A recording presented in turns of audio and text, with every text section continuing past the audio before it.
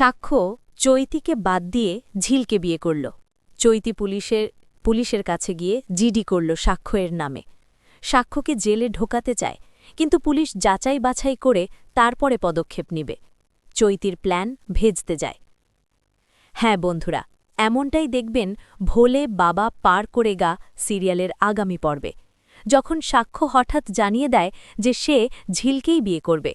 এই কথা শুনে সাক্ষ্য হঠাৎ ঘোষণা করে যে সে কোনোভাবেই চৈতিকে বিয়ে করবে না, বরং তার জীবনসঙ্গিনী হিসাবে সে ঝিলকেই বেছে নিয়েছে।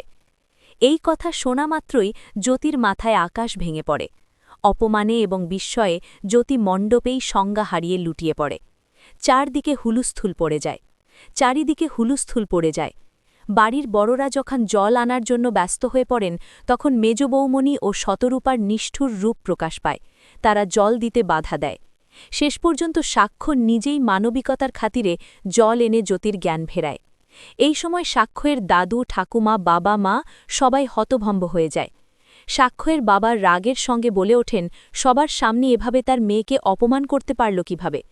তখন সাক্ষ্য জানায় তার কাছে এমন এক প্রমাণ আছে যা শুনলে সবাই বুঝবে এতদিন ধরে জ্যোতি কিভাবে ঝিলের বিরুদ্ধে ষড়যন্ত্র করেছে। সাক্ষ্যের বাবা যখন রাগে ফেটে পড়েন এবং নিজের ছেলেকে প্রশ্ন করেন কেন সে সবার সামনে চৈতিকে এভাবে অপমান করল, তখন সাক্ষ্য শান্তস্বরে জানায় যে সে কোনো ভুল করেনি। সে সবার সামনে একটি অডিও রেকর্ডিং চালায়।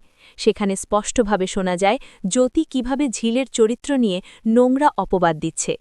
ঝিলের তথাকথিত বয়ফ্রেন্ড থাকা বা অন্য ছেলের সাথে ঘুরে বেড়ানোর যে রটনা জ্যোতি রটিয়েছিল, তা যে সম্পূর্ণ ভিত্তিহীন ও ষড়যন্ত্র তার সাক্ষ্য প্রমাণ করে দেয়।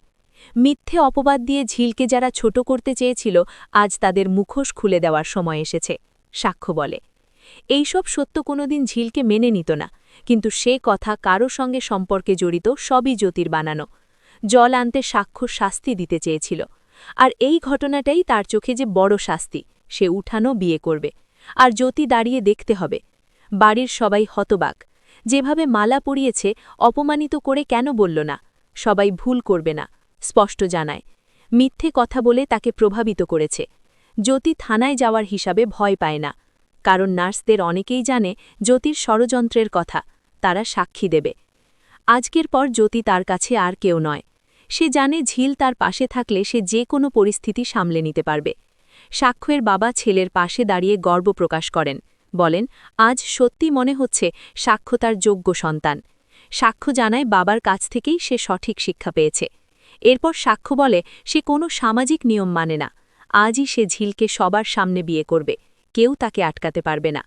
জ্যোতি চুপ করে দাঁড়িয়ে সব দেখে।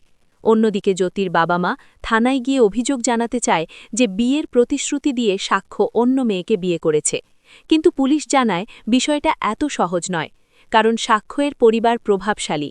এরই মধ্যেই বিয়ের আচার শুরু হয়ে যায়। ঝিল শুভদৃষ্টির সময় পানপাতা সরিয়ে সাক্ষ্যের দিকে তাকায়, সাক্ষ্য তার দিকে তাকায়। শুভদৃষ্টি সম্পন্ন হয়। সবাই সেই দৃশ্যের সাক্ষী থাকে। এভাবেই আজকের পর্বে আবেগ, নাটক আর বড় মোড় নিয়ে শেষ হয়। নাটকীয়তা আর ন্যায়ের জয়ে শেষ হয় আজকের এই বিশেষ পর্ব। এখন দেখার বিষয়, বিয়ের পর ঝিল কি পারবে এই প্রতিকূল সংসারে নিজের জায়গা করে নিতে, নাকি জ্যোতি ও চৈতি মিলে নতুন কোনো ফুন্দি আঁটবে। এমনিই প্রতিটি নতুন আপডেট সবার আগে পেতে এখনই চ্যানেলটি সাবস্ক্রাইব করুন, ভিডিওতে লাইক দিন এবং বন্ধুদের সঙ্গে শেয়ার করতে ভুলবেন না। আবার দেখা হবে পরের ভিডিওতে।